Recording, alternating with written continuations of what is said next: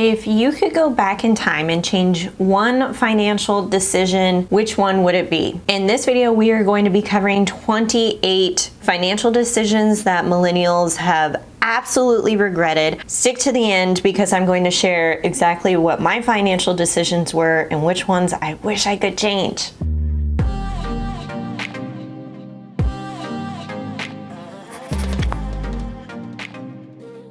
Hey, what's up guys? It's Justine with Debt Free Millennials, the channel to help you crush your debt and live payment free. And we're talking about our financial decisions that our past selves have made and we wish that we could go back and change them. There are a lot of these ones on the list that are a little bit similar, but I'm curious, as I go through the list, let me know which one resonates with you the most. And we'll go ahead and get into this list. Number one, they regret not paying cash for college. Well, honestly, though, how realistic is that? As a high schooler building up and saving, paying cash for college, I don't think that's realistic. Maybe if you were in your 20s and then going back to school, maybe I could see that. But at this point, with tuition increasing, I just don't think that's a possibility for younger generations. Number two, do not get a credit card. Everyone told me it's great to have a credit card. I was pressured into getting one, and now I'm $80,000 in debt because of it. Ugh. So I don't think it's not just like getting the credit card, it's not learning how to use it responsibly. Number three, don't go to college. So the first one said pay cash for college. This one now says don't go to college. I have 2 degrees and I'm not using either of them. I've been at my current position that I started in college for 7 years. Maybe someday I'll move and my degree will be applicable, but we stayed here for my husband's job, which pays our bills. Number four, taking out private student loans. I didn't know what other options I had in undergrad. I should have done all federal loans. I didn't know. So I will have PSLF, which is the Public Service Loan Forgiveness, discharge what remains of my loans in 4 years, but I still have about 7 years left on my largest private loan. Working on trying to pay it down early just kills me how much money I would have saved. Absolutely. Private loans will always charge a higher interest rate than what federal loans will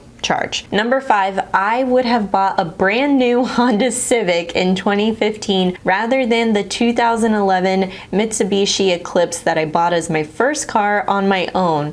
They cost the same and I'd probably still have the Honda Civic. Yes, and I don't think they make the Eclipse anymore. I remember that being a really popular car in high school. I remember seeing a couple of cars in there like, oh, person's driving an Eclipse. That's real nice. That's fancy. But in all reality, I think they stopped making them and they still are producing Honda Civics. And Hondas, you know, they go forever. I've never owned one, but I know people who've had Civics and had really good experiences. Number six, keeping my college car until it died instead of trading it in with only $7,000 left. Curious what this person's car was. I had my car from high school, since high school, all the way through college, all the way through my first few years of post-grad life. And then I ended up selling it right before we moved out to San Diego. But yeah, I was ride or die with that car. It was a 2002 Ford ZX2 in the color red. It was amazing. I learned how to parallel park that just super fast and quick. So I'm really good at parallel parking now. With bigger cars, it's a little bit tricky, but now with our Subaru, I'm like, okay, that backup cam, I can get right up to the edge. Dust my shoulders off. Number seven, I started investing when I got my first job as a teen. Did we know any better though as a teen? That's probably not something we were thinking about. Number eight, I probably would have gone to a community college for the first 2 years. Luckily, I don't have too much student debt and it's only federal loans. My degree did get me my job though. Okay, so they're kind of thinking about, had they done over the college experience, maybe they would have done community college first. Okay. Number nine, educate myself about student loans and credit cards first. Amen. Yes, absolutely. Number 10, never refinanced my home with a variable rate. I'm curious about the terms on that variable rate. Whenever I'm thinking about buying, and we don't own, we still rent. Whenever I'm thinking about buying my first home, I'm always looking at fixed rate terms, and I'm looking at 30-year fixed rate terms.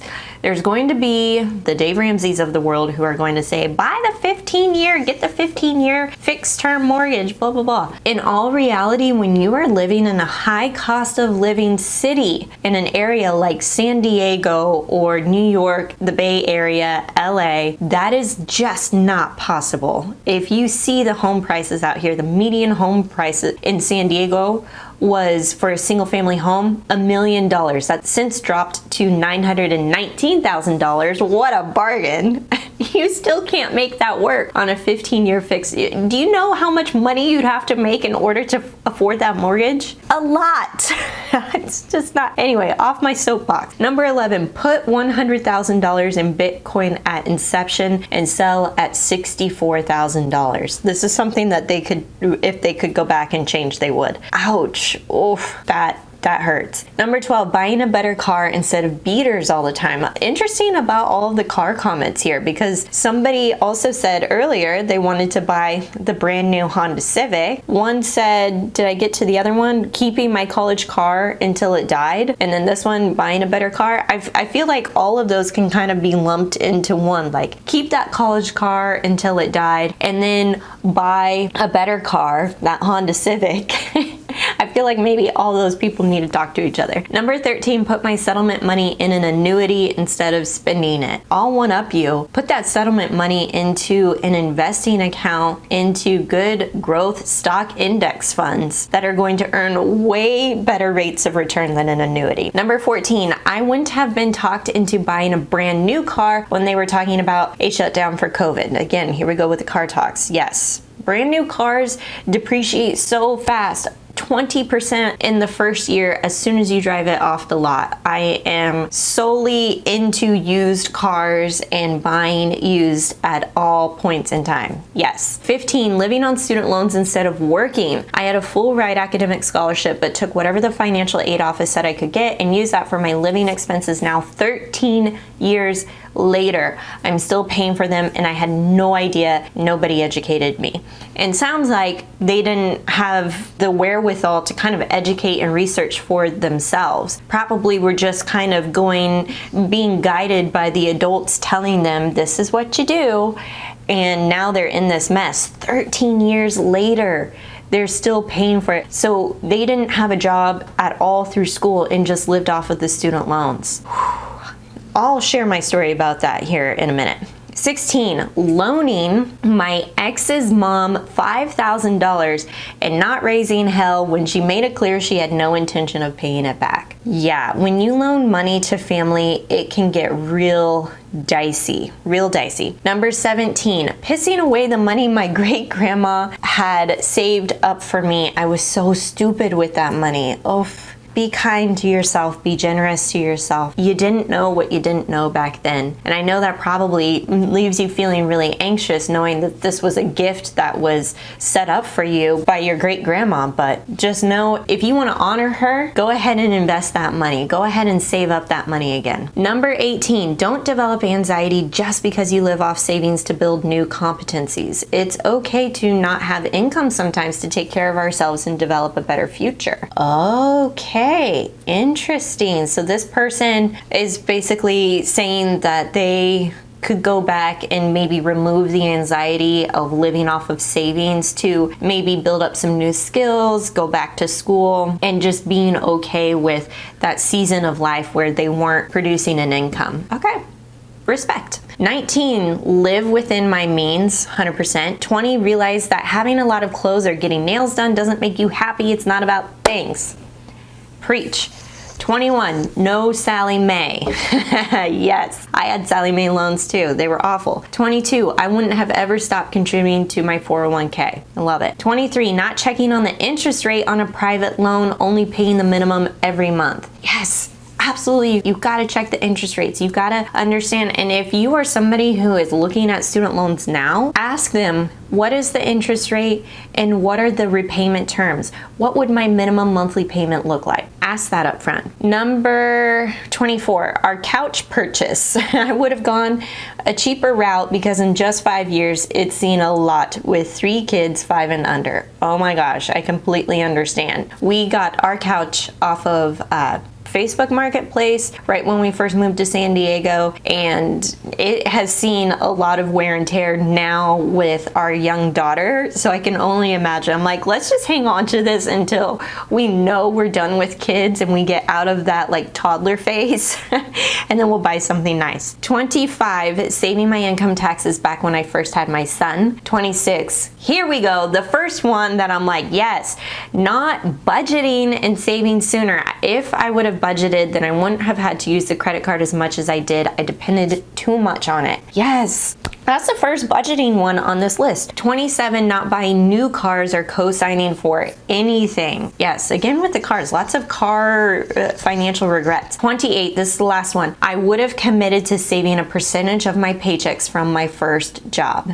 Okay, I want to tell you about some of the financial decisions that I would have changed. If I could go back in time, I would have changed. First, not taking out the K-State Foundation loan. This was a loan directly with my university. And I remember taking that out my senior year. It was for $1,500. And I do remember the person working with me being like, are you sure you want to do this? I don't think this is a good idea.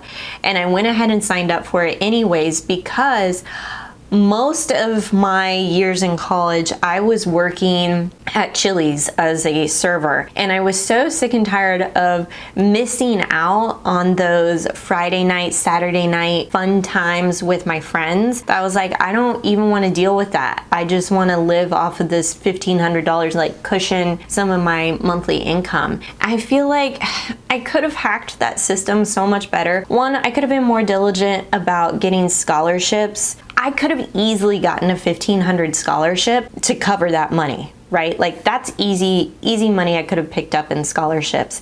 Or I could have worked maybe better hours during the summer to supplement and save that money from the summer and supplement my income during the school year. Also, I wished I would have just started budgeting in college. Had I budgeted in college, and I know when you are getting into some of these rentals or, you know, living in the dorms, living in a sorority or fraternity, you don't really know what your monthly expenses are going to be and what's covered. But if I would have just done the research and asked some of my friends who were older than me what to expect, I would have been able to fill out that budget a lot better and been in a much better place.